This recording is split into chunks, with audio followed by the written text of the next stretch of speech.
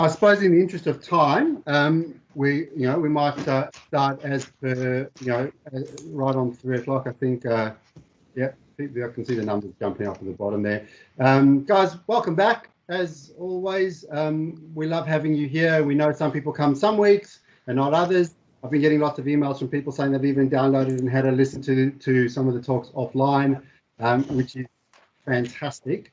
But remember, all we're doing, and our main goal here is about building a community, wanting to share information. So, just as a reminder, there's quite a few of us now that have become a sort of an overarching, groups. There's quite a few things. Some of the new people that have joined, apologies, yours haven't been updated, but we'll put new pictures on there. We want to get this as big as we possibly can over the next couple of weeks, and hopefully it is only for the next couple of weeks, and we start to see a reduction of restrictions and hopefully a return at some point back. But it's been an interesting week from our perspective, in that a lot of the conversations we've been having with clients are now starting to, and you guys, many on the call today, have now started to shift into let's start planning for the return to work, and thinking about how that return. Oh, Craig's telling me nothing's projected. Sorry, I forgot to switch my screen on. There we go. How's that? Better? How we're returning to work and thinking about what that might look like, and the planning that's coming into place. So, probably the biggest learning we've had to date around the planning for returning to work is not necessarily the logistics of the plan. So identifying what it is we're going to be doing in regards to cleaning and scheduling and meeting rooms and the like. I think there's a lot of good information out there that people are sharing around regarding that. What we find in the challenge is the logistics behind it. So it's ensuring when cleaners can get into the building, getting access to buildings. For some companies that are having to provide and choosing to provide PPE and the like, and being able to get hold of masks and get hold of sanitizer. And so it's a cautionary tale for any of you who haven't started your planning yet. That's been so far to date, the biggest learning is not the design of the plan, but the logistics behind making some of the plan come together, and then the communication of that plan. So we know with human beings, I say black and somebody interprets black as, is that nightshade black, is that light black, is that grey black, is it another form of black? The communications needing to be critically and crystal clear, but also thinking about who sends that communication. So again, good lessons learned is that while it's handy having things coming down from your most senior executives, having the team leaders brought up to speed earlier on so they can field a lot of the frequently asked questions, makes common sense, but I think is also quite prudent in the current environment. So that's so far some of the little bit of insights that we've picked up as we're starting to build these return to work stuff. We've loaded some information up onto our website on that COVID link, just on the Business Olympian website. There's a few articles there that are quite interesting and quite useful in just thinking through the various phases. So if you haven't started that planning, feel free to reach out if you want some guidance around that, and we can share some of our insights. The other bit that we've started looking at is sort of that phase 4, the new world, and what the new world might look like, and some of the opportunities and the challenges that's going to face. And obviously it's all crystal ball stuff, so it's quite challenging and difficult at times to really think through what it is. But some of our clients have started that. Don't have a huge amount of feedback to you on that one just yet, because we've really only just started that process. But if there is anyone out there who's doing that, who wants to share some stuff, keen to hear your thoughts around the future of work. And again, next week and the week after, we will share more of that information as it starts to come to life. What we'd like to do, and I know in these forums we've been throwing it out to you guys and saying who's got information they'd like to share or questions they'd like to ask. And I know sometimes it's challenging, or some people don't feel hugely comfortable posing something in a forum or sharing an insight. Totally appreciate that. So what we've done is we've updated our Slido link, And we'd encourage you all to head over to slido.com and put in the hashtag blog, or you can just shine your phone up against the QR code over there, and it'll take you directly to the link. And inside there, in the questionnaire, there's a poll that we put up around our lessons learned. And so you can put as many lessons as you like in. Just write your lessons learned, or write a bold question if you've got one that you'd like answered. But what we want to do over the next couple of weeks, and we're going to put it out onto all of our social media and speak to all of our clients who haven't joined us today. But what we want to do is try and capture all the lessons learned from individuals to date, and then we'll bundle it all up, we'll theme it up, and then we'll share it back with you guys in regards to insights that people have picked up. So again, these slides will come out so you can kind of get a handle of it. But really what we want to do is capture what's worked well for you, what maybe hasn't worked so well, what you could have done differently. And when you go into Slido and you get into that poll, it enables you to put a single statement in, you press submit, and then it frees it up again and you can put something else in. So you can put as much or as little as you like into that. So I ask you all to, if you've got something you want to add or something you want to share, or just a question that you might want to put out, and we can try and answer it. We'll filter the information once we get it. So we're trying to capture lessons learned, but if there are any questions, throw them in there, and we'll do our best to try and come back with some answers. So I'd love it if you could go on. Feel free to share. We'll in our email that we follow out, we'll put a link in that as well, so you can click directly on the link, and it'll take you directly into the questionnaire to just fill in. But I guess in line with sort of where we're going to go and the future of work and the thinking that's coming into play, I think we might just jump straight into our guest speaker today. And like always, we really are honoured and grateful for, in today's case, for John's time. Dr. John Hopkins joining us from Swinburne University. And I will let him do his own intro. Suffice to say that he's clearly passionate, and it's nice to sometimes talk to an academic where their passion and their expertise and their external contributions all align, and for him it definitely does. And so John's very passionate about, I guess, the way the future work, the way telework, flexibility of work, and I know he's done a fair bit of research into the flow of traffic and traffic congestions and the like. So I'm going to throw it over to John. I'll go on mute. John, you can take over the. I'll stop sharing now. But thank you very much for joining us today, and the floor is all yours. Thanks, Kevin. Great to be here. Thank you for such a lovely intro. In terms of a little bit of background, just to give everyone some context, I'm actually, my background is in supply chain management, or even further back than that. I'm actually an engineer by trade, got into academia reasonably late compared to others.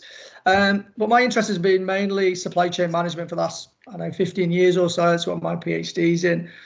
But I was working on a project back in 2014, and it was looking at traffic congestion and ways in which we might be able to reduce traffic congestion around our cities. And we were looking specifically at Melbourne, but we were looking also at what other cities around the world were doing. And one thing that we noticed very quickly was that most cities were taking this approach of cure rather than prevention. So it was as if, hey, we've got this congestion. How can we make it not as bad as it already is with congestion charges and things like that? So we started to think, well, how about the prevention? Why does congestion happen in the first place? And we started looking into a little bit of the history of that. And, this pattern of people working 9 to 5, Monday to Friday.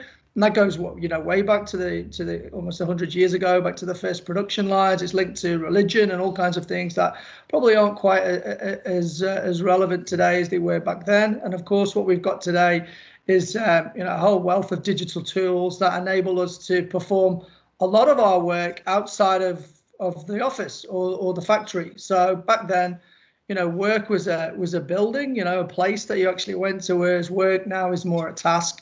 And we do have more flexibility in terms of where we do it and how we do it. And that's what we were interested in. So we came at it definitely from this traffic congestion, smart cities, future city planning approach. But then I kind of developed this real interest for the topic and started to see all kind of other benefits, everything from, gender equality, bringing people with disabilities into the workplace, just lower stress, but as well as, the benefits for the individual, also benefits for organizations as well in terms of access to talent and even, downscaling expensive city center infrastructure. So that's kind of my background. Now, in terms of the two worlds that I come from, the supply chain world and this flexible working world, all of a sudden with COVID-19, these two areas have absolutely exploded. So it's been extremely fascinating for me, both in terms of the toilet roll shortages of kind of February when everyone was going crazy and buying toilet paper, and that was certainly very interesting and led to a lot of work for me, a lot of media appearances and things like that. And then, of course, the enforced working from home that people are experiencing now. So this is very, I have to say, this is very far from flexible working. There's no flexibility in it. People are working from home because a lot of people, because they don't have any other choice. They're not allowed to travel to the office if it's a non-essential role, if you like, for fear of spreading the pandemic, and also these people are now working from home, maybe for the first time, but their kids are at home as well, so they're having to homeschool, or their partners are at home, and and the pets want their attention and everything else. So this is not normal flexible working, but it's a really interesting period, and we're actually doing some research into that at the moment, and that's partly what I want to talk to you about today. So I'll start sharing my screen with you now, and talk through some of the things that we've noticed this week.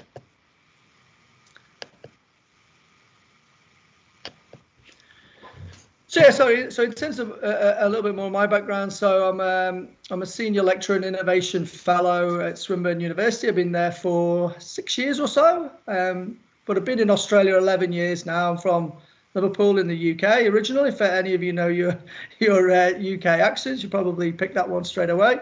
But also I'm a founder of an organization called WorkFlex, and we offer consulting services and online training for organizations who want to increase workplace flexibility for their employees.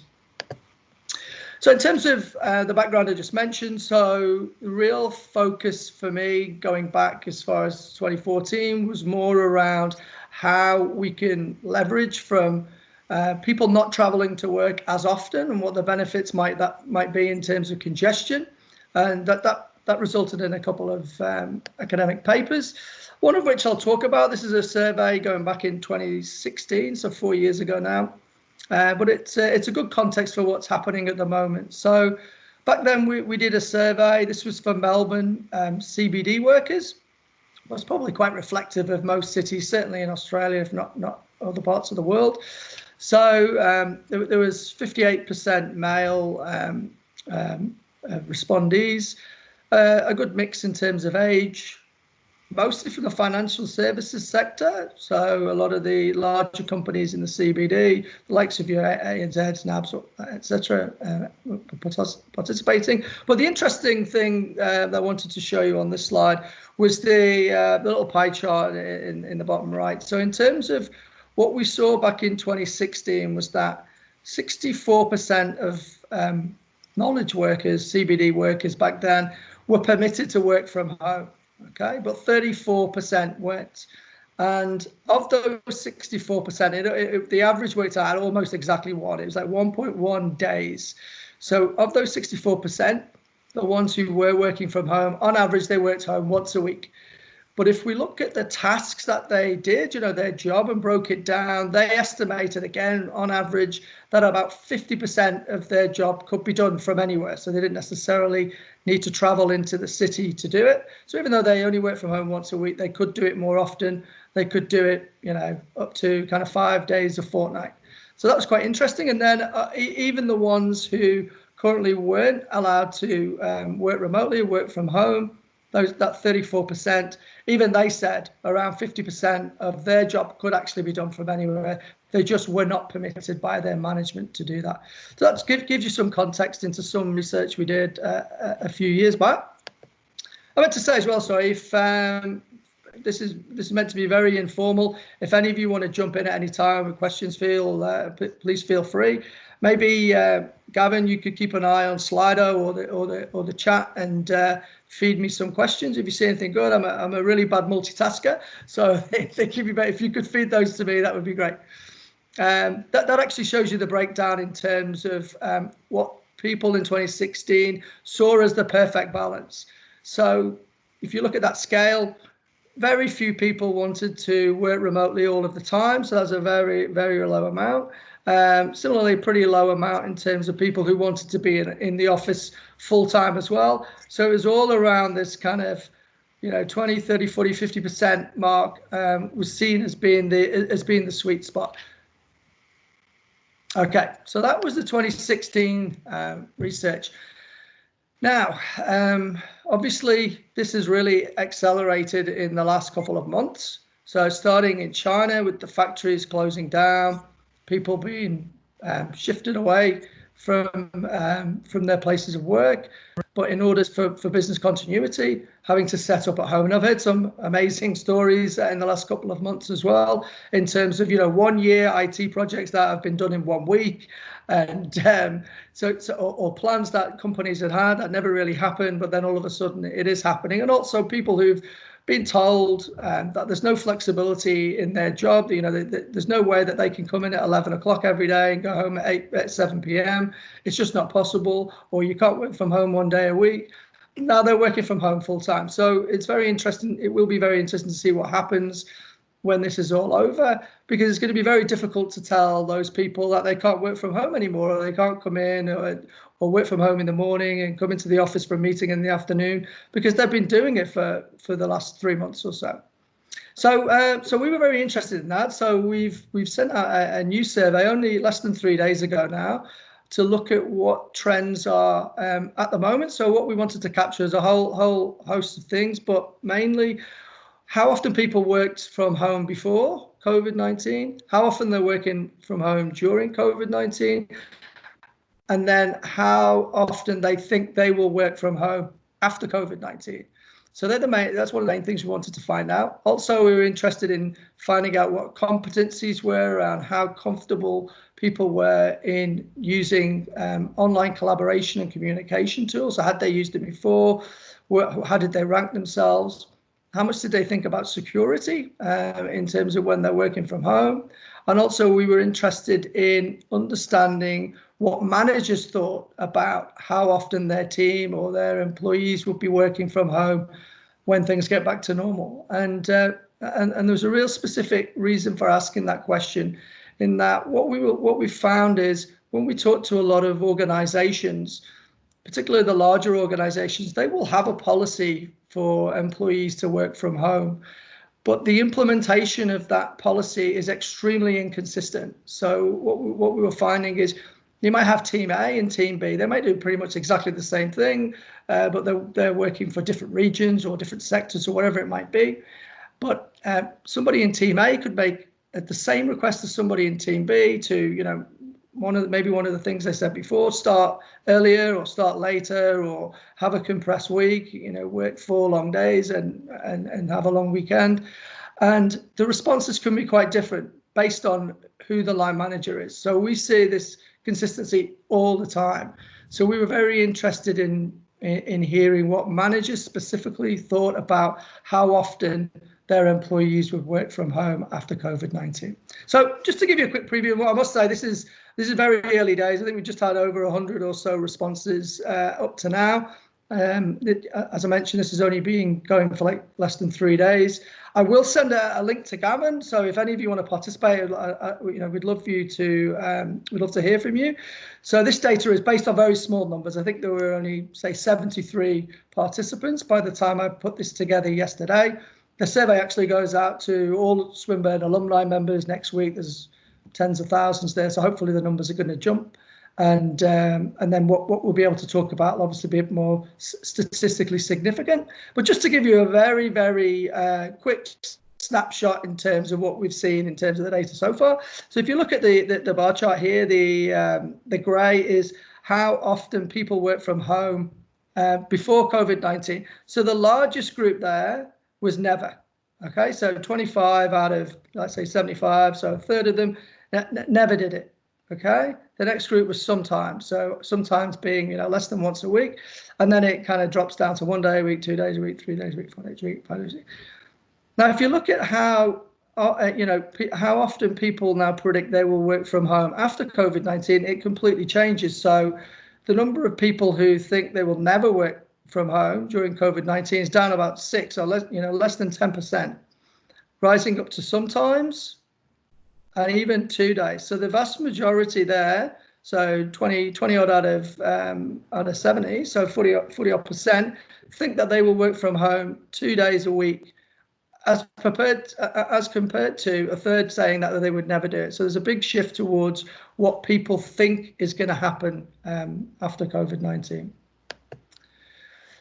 So this is, I mentioned before, what we thought was really significant for us was what managers thought. So particularly middle management rather than C-suite management. So and that, again, these numbers are small, so we can't look into them too much. But in terms of the profile shape of that graph, it's pretty stark. So in terms of what managers think their teams will do after COVID-19, the vast majority think that 77% think that their team will work from home more often or significantly more often. 5 or so here say about the same. Nobody so far on the survey have said that their team will work from home less or significantly less after COVID-19. So that was interesting to us. In terms of policies, so we were interested in finding out what formal policies existed for working from home during COVID-19. And as you can see there's been a big increase from 56 to 79% of organizations now have a work from home policy. So before they didn't have one, all of a sudden they didn't really have an option, and the only way for them to continue working during the current period was for their people to work from home. So they had to get a policy together to help guide everybody.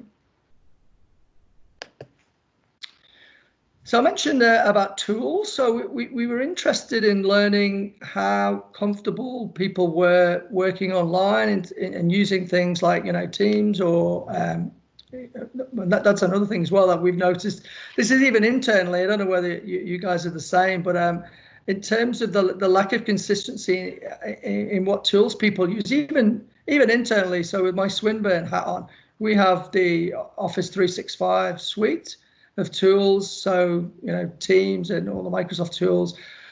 But depending on who's opening the meeting, it could be a Zoom meeting, it could be a Skype for Business meeting, it could be a WebEx meeting. Somebody could share a document, it could be a Google Docs document, and it really seems to be down to the individual, and that's just internally. So once you start engaging with external stakeholders as well, there's this whole plethora of different tools. So we were interested in learning how competent people felt they were. So in terms of that, there's been a shift. So it's almost the same shape. So rather than people having zero, it's like nobody seems to have zero competence anymore. Even the ones who've probably resisted using video communication tools for as long as they can, they haven't really had any choice, and they've probably had to learn how to adopt them. So it's grown. So and the shift has gone from being kind of down this end up to this end. So there's more in the good and expert range, and we probably expected to see that. So people are using them, and what we believe will happen is as people become better with them, once that they don't necessarily need them as much and they can have face-to-face meetings, they will still continue to use, and that's our prediction. And I was in a similar group to this yesterday, and we'll be discussing this, and I feel as if it's almost a supply and demand thing. So in terms of the demand for these products is sky high now. It's not sustainable. It's not going to stay like that. But when it drops down again, it will definitely be higher than it was before COVID-19. So people will continue to use it. and probably continue to use these tools more often. And in terms of predicting where they'll use them, definitely things like meetings. I think there'll be less face-to-face meetings going forward. It's not necessarily a bad thing. We'll all have had a few months' experience of running all our meetings like this, and we'll, kind of have them down pat, and we'll be able to maybe, save a bit of time from that 1 hour meeting that really takes 3 hours of your time. It actually only taking 1 hour of your time going forward. So that was collaboration tools. So in terms of cybersecurity, again, I mentioned earlier that when, I've heard a lot of projects, particularly IT projects, that were planned to happen over a 12-month period, and happen over a 1 week period or 2 week period, or even a few day period.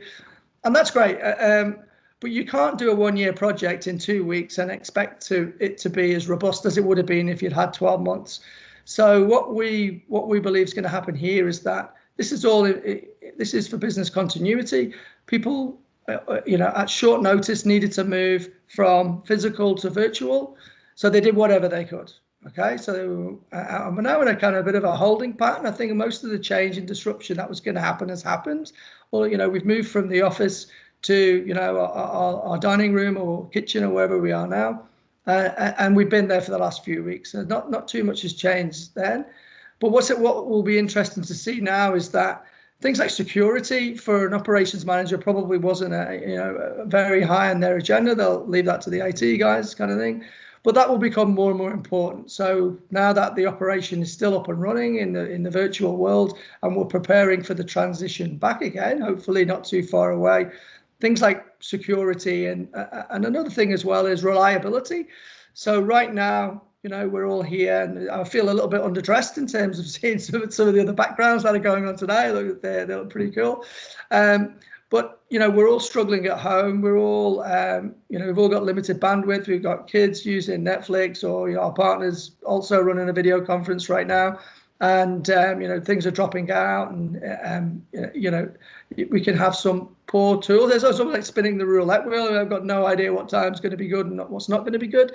But everybody will forgive you right now. Everybody's understanding right now. But I think once we enter our, people call the new normal, that will be tolerated less. So I see that as an opportunity. So for the companies who are working in the space, in terms of the tools, there's a great opportunity there, and we are looking at things like security a lot more than we were in the past.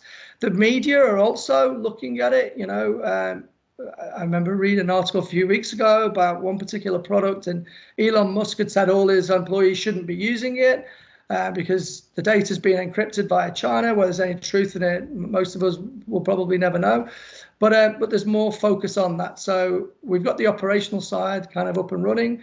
But I predict that it's going to be more focused on doing that in a more secure way, and also doing it in a more seamless way, so more reliable, less buffering and things like that. So that was a little bit of an insight into some of the current research that we're doing. As I mentioned, it's only a few days old, so the results are very kind of drafty at the moment. But I also wrote this article earlier this week for The Conversation, if any of you have heard of that.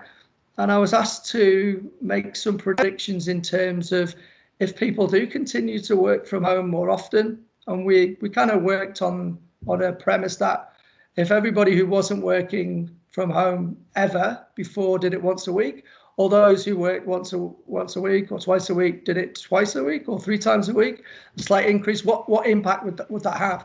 And that would have a massive impact. So in terms of our earlier research, we were really looking at public transport and roads. Now, a lot of the current public transport and roads projects are actually based around forecasts of numbers increasing. So not only the numbers they were prior to COVID-19, but with the natural increase in terms of population, they're designed to accommodate that.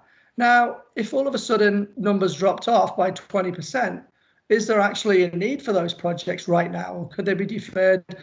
And what other projects might we need? And there's some interesting articles on everything at the moment. It's a fantastic time to be doing research.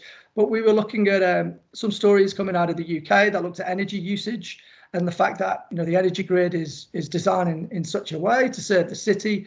And at the moment, there's very low energy usage actually in the cities, but there's a much greater energy usage out in the suburbs and the non-urban areas. So if people continue to work from home, what impact would that have in terms of where the peak energy usage would be?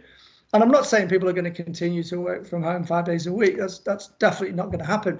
But even that, people work who don't work from home at all, doing it once a week or going from 1 day a week to 2 day a week, what impact is that going to have on energy? So there's some really good things coming out of the UK on that. And also there was a study done in New York, I think it was in the Washington Post, which looked at the same, and it was talking about this drop in energy in these industrial parks, which is probably to be expected because none of the factories are running, but this increase in the home. And also in a similar way, telecom. So, our telecoms infrastructure, certainly NBN, is designed in such a way to accommodate a certain load. And in that conversation article, again, I'll leave the link for that as well. We mentioned some data that was released a couple of weeks ago that spoke about an NBN survey that was done, I think, in 2018.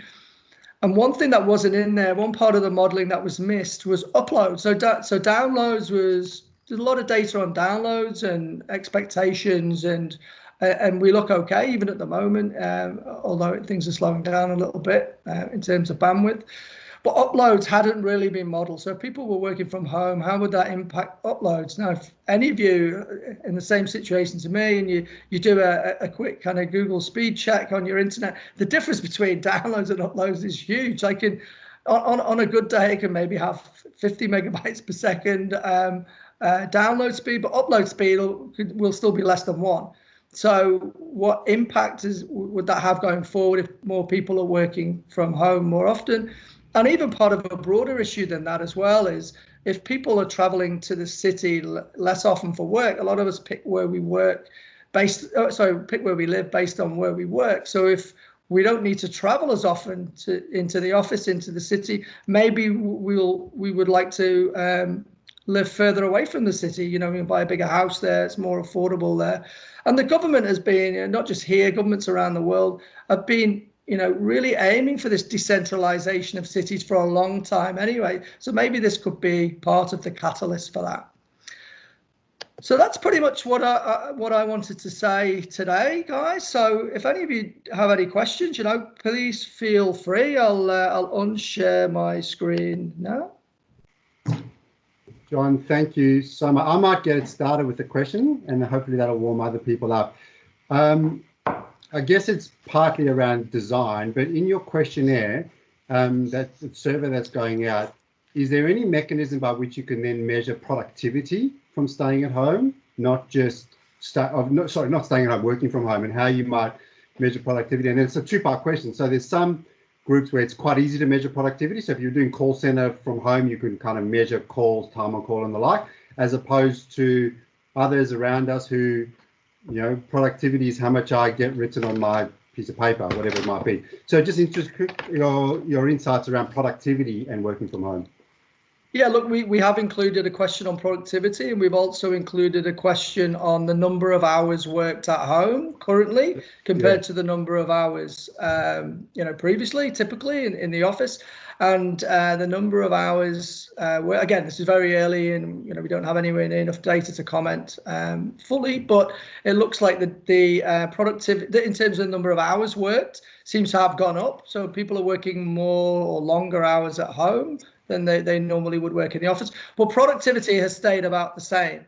Now, to be able to be as productive as you were in the office when you're working at home, homeschooling, sharing the home with other family members and other commitments that you wouldn't normally have, I think that's saying a lot. There's a lot of research which says that under normal conditions, remote working productivity is higher. What we've measured is how productive people are right now versus where they were before. And they seem to have been able to maintain it about the same, but are putting in more hours, which is obviously not a good thing.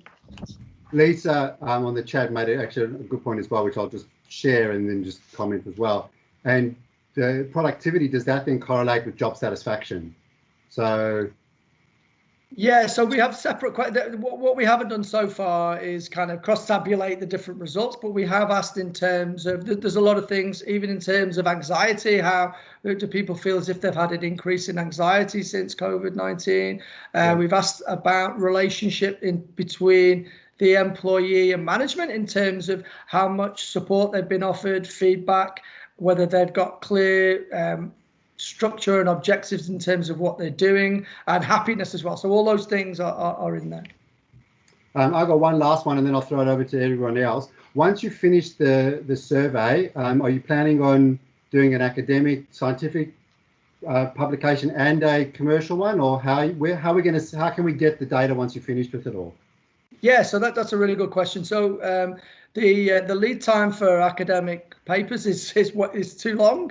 So yeah. we will be writing an academic paper, but that probably won't see the light of day for probably about 2 years. These things take so long. By the time you've written it and submitted it and you've had it reviewed and sent back to you, and it takes a lot of time. So we will be releasing a preview of the results, or a kind of highlights reel, if you like.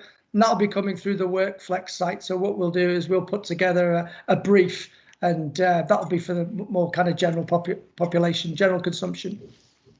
Right. Well, I'll keep an eye on that, and so for everyone else on the call, we'll once that data starts to flow through, I'll make sure we share that with everyone else so they can have a look. In addition to sharing your survey links at the end, so people can go and contribute their thoughts to that. But I'll throw it over to others, guys. Any questions, comments, thoughts?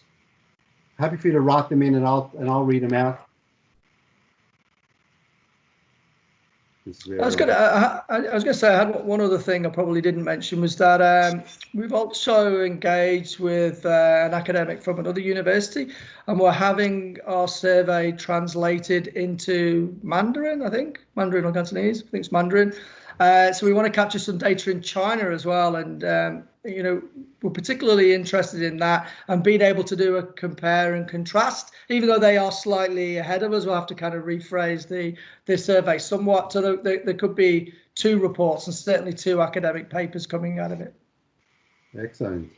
It's what's great about all of this is I dip my toe in academia, and one of the often challenges we have is the theory and then relating it back to practice. And what's really nice about this is that it's almost the other way around. You're looking at the practice and then you're related back to the theory later on, which means that everyone in the commercial world can actually get more benefit out of it and don't have to wait 2 years until it gets published in an academic journal. So, John, look, thank you so much.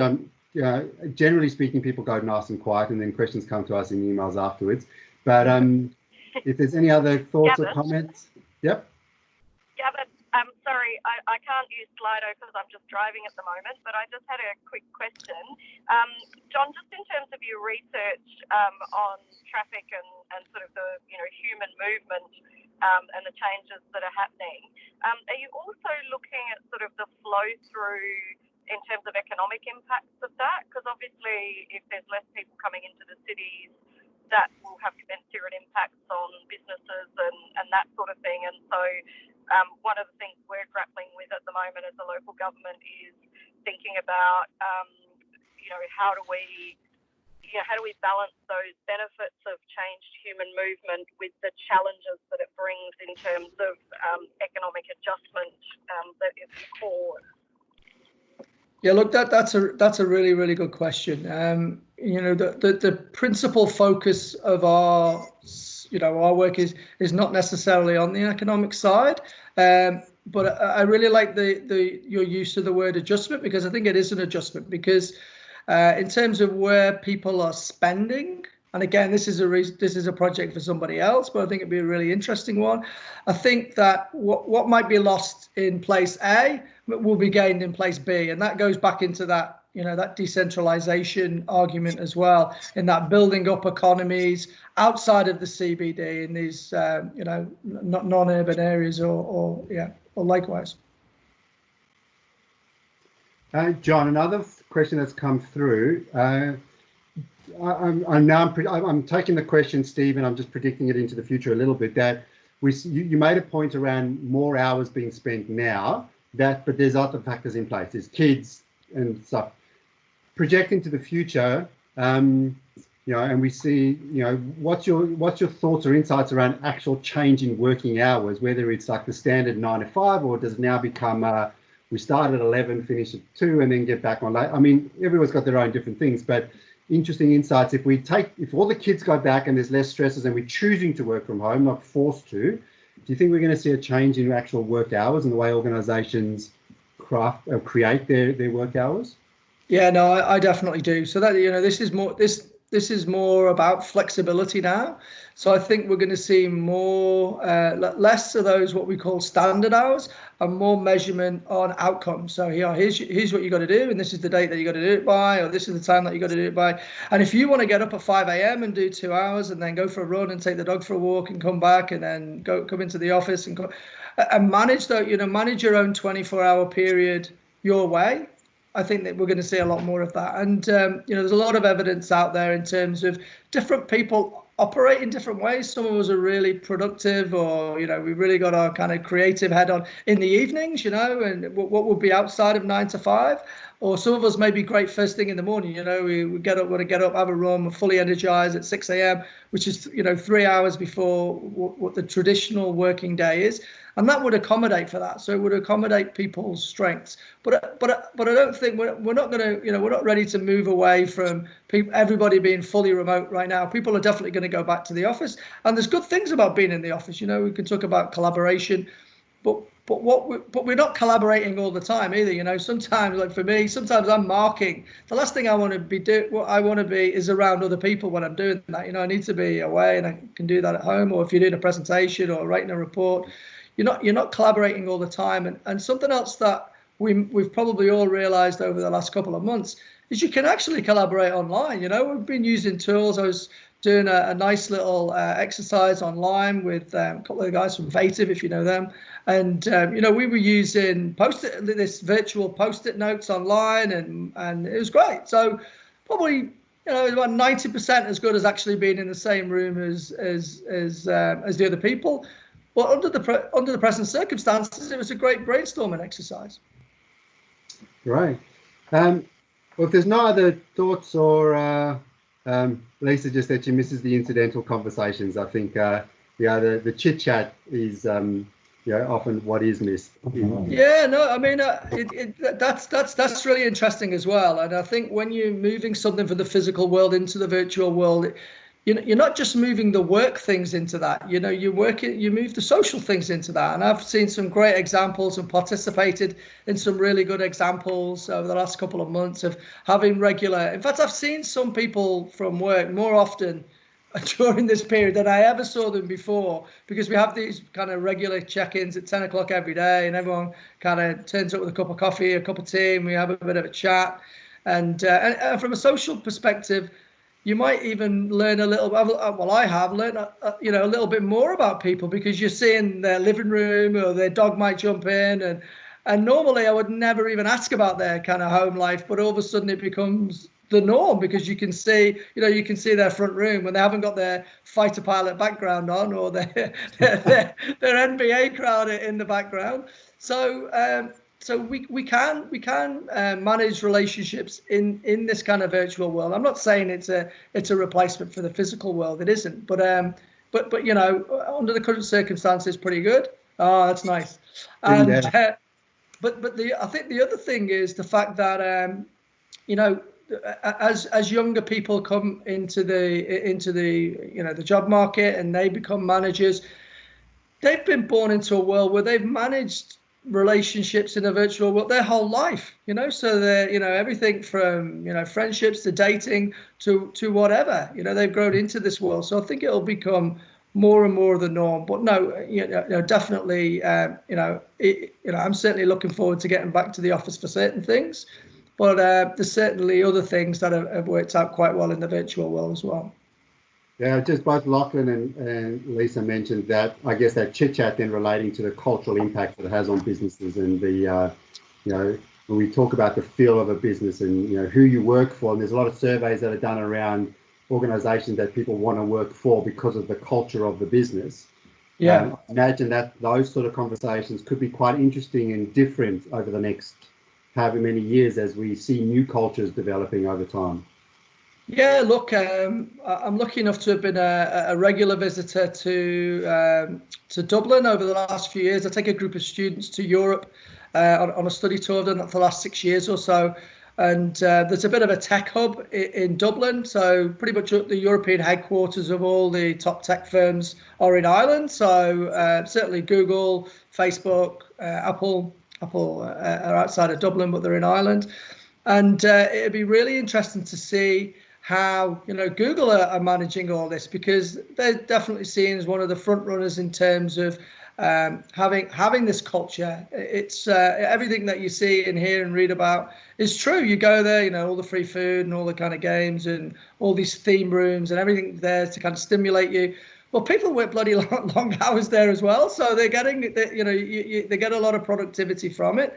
So how do they translate an extreme version of culture that they have there? And Facebook is really up there as well. Some fantastic things at Facebook. How do they do that, in the virtual world? So what have they been doing for the last couple of months? It'd be really interesting to hear about that. But one thing you can say with certainty is that there's some real creative minds there. So they'll have thought of something really creative to do in the virtual world as well. I only have to look at my background to know that I just went from Top Gun to Star Wars like that. So I'm a Millennium Falcon window. Thank you, John. Again, thank you so much for sharing your thoughts. For everybody out there, once the data starts to come out, we will make sure we share that. We'll also share your link, John, so that people can contribute. But I might throw it over to Craig to finish us off and just put start up with just a reminder that we also want to capture your lessons learned, guys.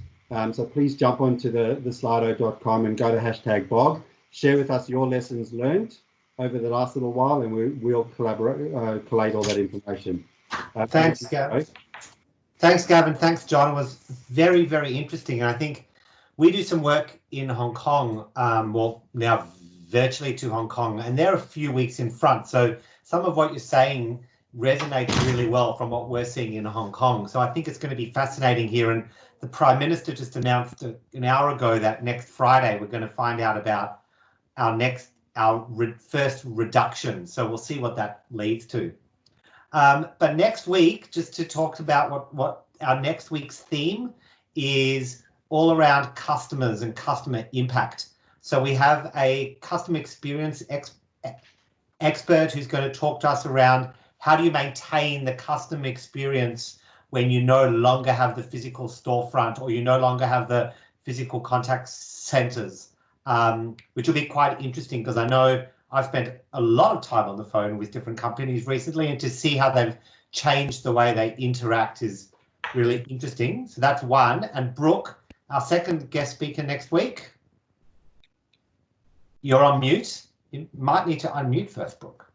Yep, that's step one. So we've got Ray Van Kuyk, who's current acting COO of Austin Health. I guess for the last few years, he's had a few C-suite roles. So what he wants to really talk about is, I guess, what they've learned from being in a hospital perspective, but also just in that COO space as we sort of move to that return to work phase, just some tips, tricks, and I guess his experience from working in an area that I guess had to just suck it up and work through the whole pandemic. So hopefully that's of some use to everyone on the call. Excellent, thank you. So thanks to everyone. If you do have more questions for John, please feel free to either get in contact with him directly, or we're happy to connect you, or you can share them with us and we'll speak to John. But otherwise, thanks everyone. Thank you again, John, and have a safe and healthy weekend, everyone. You too. Thank you. Thanks, guys. Thank you, guys. Thanks all. Thank you. Thanks for organising. Thanks a lot. Bye. So.